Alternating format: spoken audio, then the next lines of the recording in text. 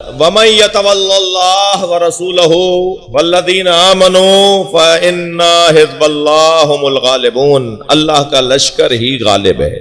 موضوع جس پر میں آج گفتگو کرنا چاہ رہا ہوں، پہلے وہ آپ کے حوالے کر دوں، پھر پابند رہوں کہ اس کے ہی حاشیے میں اور اسی سے متعلق باتیں ہوں، گفتگو ہو۔ اور وہ موضوع یہ ہے کہ عقیدہ مہدویت پر شبہات اور اعتراضات اور ان کا جواب۔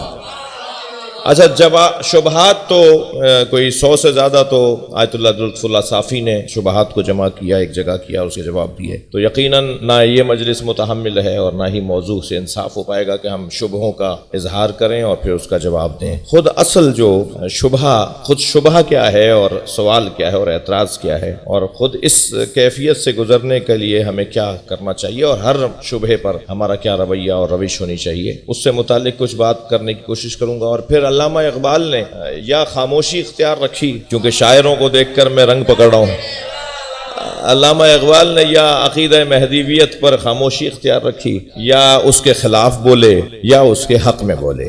اب کب وہ خاموش رہے اور کب انہوں نے اس کے خلاف بات کی اور کب اس کی تائید میں بات کی، اور کیا خلاف بولے اور کیا حق میں بولے، وہ بولنے کی کوشش کروں گا۔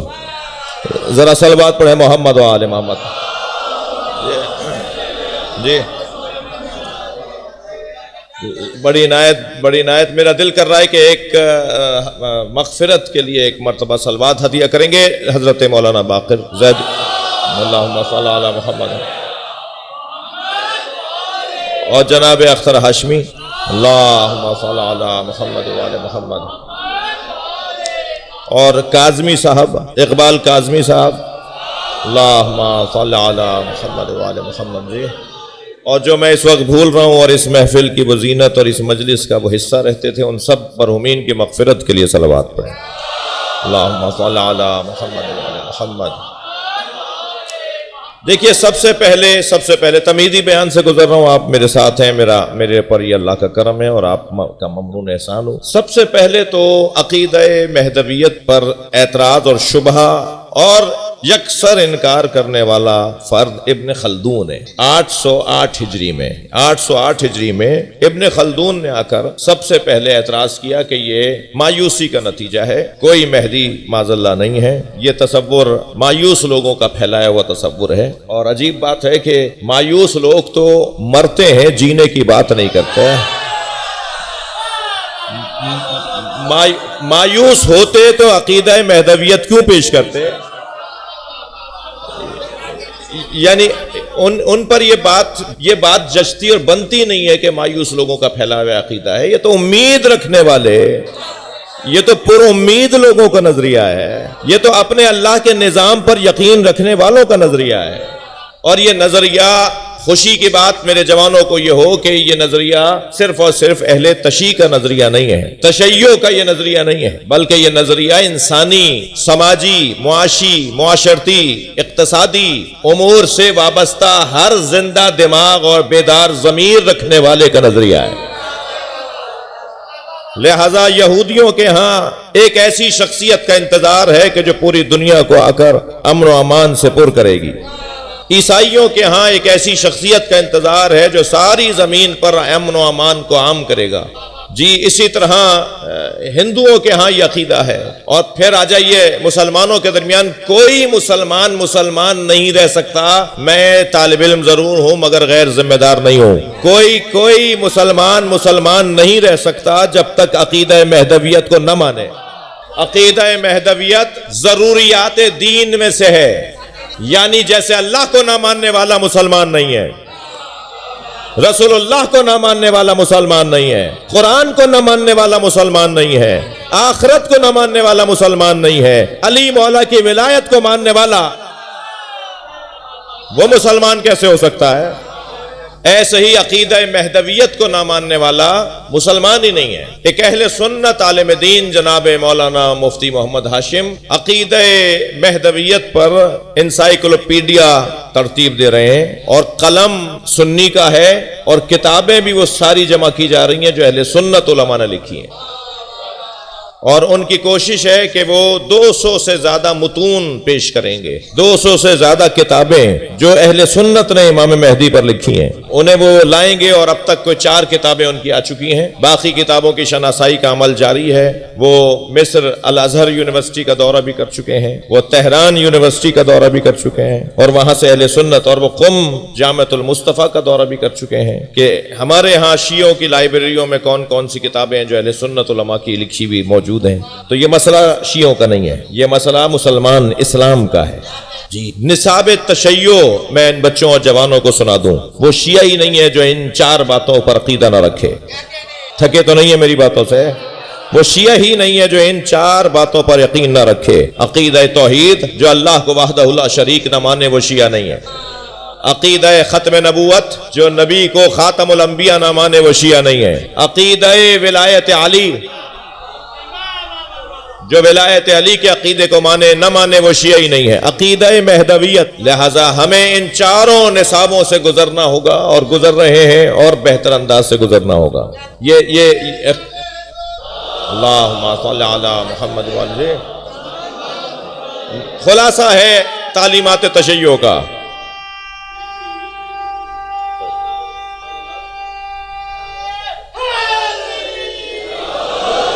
اب یہ عقیدہ جب عمومی عقیدہ ہے، یعنی عمومی سے مراد یہ کہ عالمی اور اسلامی عقیدہ ہے، مسلمانوں کا عقیدہ ہے، میری گزارش ہوگی قمر بھائی سے، سمر بھائی سے، اور جناب باقر صاحب کے فرزند سے، اور اسی طرح اختر ہاشمی صاحب کے بھائیوں سے، کہ اگر ممکن ہو سکے تو آئندہ کے اس عشرے میں کوئی سلام اور کوئی منقبت ہی کے عنوان سے صحیح اہل سنت شعراء کو بھی بلایا جائے، اور ان سے بھی امام مہدی پر میں جانتا ہوں ایسے اہل سنت لوگوں کو کہ جنہوں نے امام مہدی پہ کلام کہے ہوئے ہیں، تو ان کا بھی یہاں 3 یا 4 جب پڑھنے والے ہوتے ہیں تو ایک وہ بھی صحیح، اور اس سے کئی بہتر نتیجے سامنے آئیں گے۔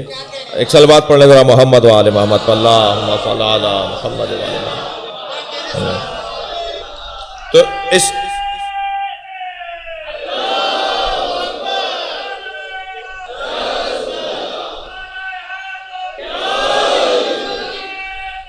ادھر آج اللہم صلی علی محمد وعلی محمد۔ ابن خلدون کی روح سے مخاطب ہوں کہ بھائی تم تاریخ دان ہو، یہ مسئلہ قرآن اور حدیث کا ہے، تمہارا شعبہ ہی نہیں ہے جس میں تم نے رائے دی ہے۔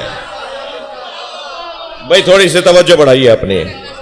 ابن خلدون کی روح سے مخاطب ہوں، یہ عقیدہ مہدویت کا نظریہ قرآن اور حدیث کا نظریہ ہے، یہ تاریخ کا تو ہے نہیں کہ تاریخ میں ایسا ہوا نہیں یا تاریخ میں ایسا ہوگا نہیں، یہ آپ کا موضوع ہی نہیں تھا جس میں اپنے رائے دے دی۔ دوسری بات یہ ہے کہ تقریباً 6000 سنی شیعہ کتابوں میں حدیثیں ہیں، 600 نہیں، 6000 احادیث ہیں امام مہدی کے بارے میں۔ سرکار دو جہاں نے 1 2 4 5 6 مرتبہ نہیں، 6000 دفعہ مہدی کا نام لیا ہے،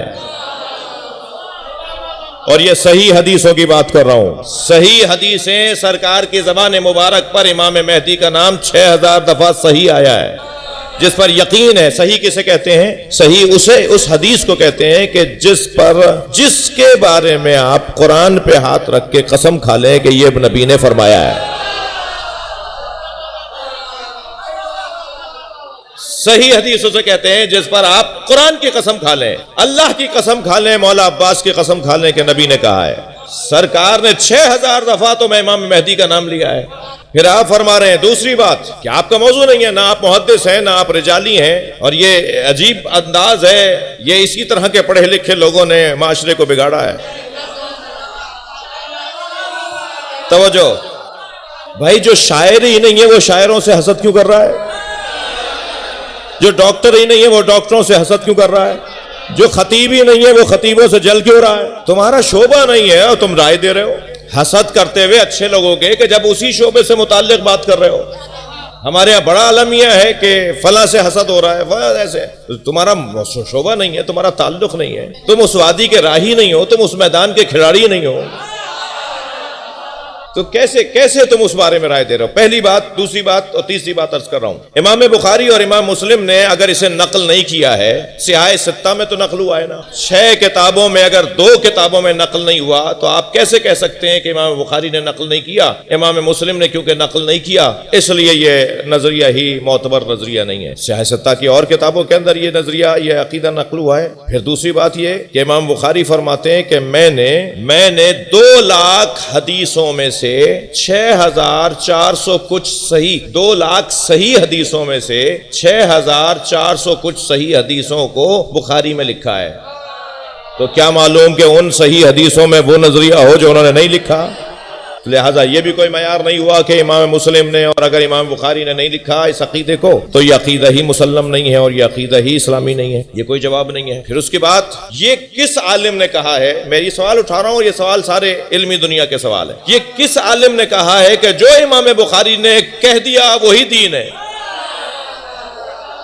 جو امام مسلم نے لکھ دیا وہی دین ہے؟ اتنی ہی چیزیں ہیں، یا وہ نہیں لکھا تو وہ ضعیف ہے، انہوں نے نہیں لکھا تو وہ ضعیف ہو گیا۔ یہ کہاں کہا؟ یہ کسی سنی عالم کا نظریہ نہیں ہے، یہ کسی عالم کا نظریہ نہیں ہے، یہ کسی نے ایسی بات نہیں کی۔ پھر امام بخاری نے ایک حدیث کو، صحیح حدیث کو نقل کیا ہے، اگرچہ وہ اجمالاً ہے امام مہدی کے بارے میں، ایک حدیث کو امام زمانہ کے لیے، امام مہدی کے لیے نقل کیا ہے، اگرچہ وہ اجمالی ہے مگر اس کے شارحین نے تو تفصیل لکھ دی۔ وہ شارحین صحیح بخاری کے، اس حدیث کے جو شارحین ہیں انہوں نے تو تفصیل میں لکھ دیا کہ کون مراد ہے۔ وہ کیا لکھا ہے؟ کیف انتم اذا نزل ابن مریم فیکم، تم اس وقت کیسا محسوس کرو گے؟ یہ سرکار کی حدیث امام بخاری نے نقل کی ہے۔ تم اس وقت کیسا محسوس کرو گے کہ جب ابن مریم تمہارے درمیان ہوں گے، وہ امامکم فیکم، اور ان کا امام بھی تمہارے درمیان میں ہوگا۔ صلوات پڑھ لیں ذرا محمد و آل محمد۔ وہ جو انہیں امامت، جو انہیں نماز پڑھائیں گے، اب طے کرو کہ وہ کون ہے، تحقیق کرو کہ کون ہے۔ تو پہلے تو یہ بحث۔ پھر دوسری شبہات کے بارے میں، اعتراضات شبہات کے بارے میں میری گزارش ہے اہل دقت سے، اہل علم سے، اپنے قبیلے کے لوگوں سے، آپ سے، کہ شبہات کے بارے میں ہمیں نہ تو گھبرانا چاہیے، نہ ہی گھبرانا چاہیے، اور نہ ہی دل چھوٹا کرنا چاہیے، اور نہ ہی کمزور پڑنا چاہیے۔ سوال کا ہونا عیب نہیں ہے، جواب کا نہ ہونا عیب ہے۔ بھائی صلوات پڑھ لیں محمد و آل محمد پر۔ کوئی بات نہیں،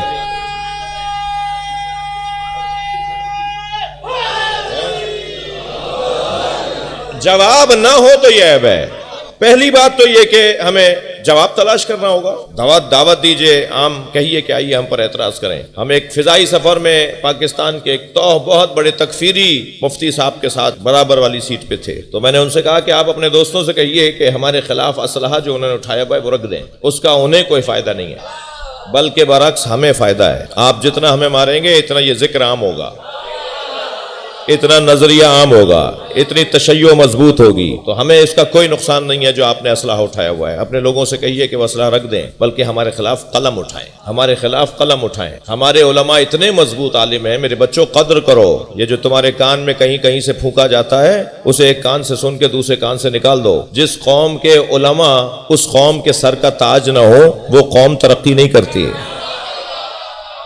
یہ جو آپ کے کان میں کچھ کبھی کبھی ڈالا جاتا ہے، میں بچوں سے کہہ رہا ہوں اسے سنی انسنی کرو، یہ ہر دور میں ہوا ہے۔ علماء کا کیا مقام اور کیا حیثیت جب انبیاء کے زمانے میں ان کے ساتھ ظلم ہوا، جی عجیب و غریب باتیں ہوئیں، تو یہ تو بات نہیں۔ تو جب آپ اتنے مضبوط علماء ہمارے یہاں الحمدللہ پائے جاتے ہیں۔ ایک کتاب لکھی تھی نا، ایک جلد کتاب 600 کچھ صفحوں کی ہے، تحفہ اثنا عشریہ، ایک کتاب، 40 جواب اب تک آ چکے ہیں اس کے۔ اور ابقات الانوار نامی ایک کتاب ہے جس کی وہ 40 جواب، 40 کتابیں نہیں ہیں، 40 جلدیں نہیں ہیں، ان میں سے ایک جواب ہے ابقات الانوار جس کی 40 جلدیں ہیں۔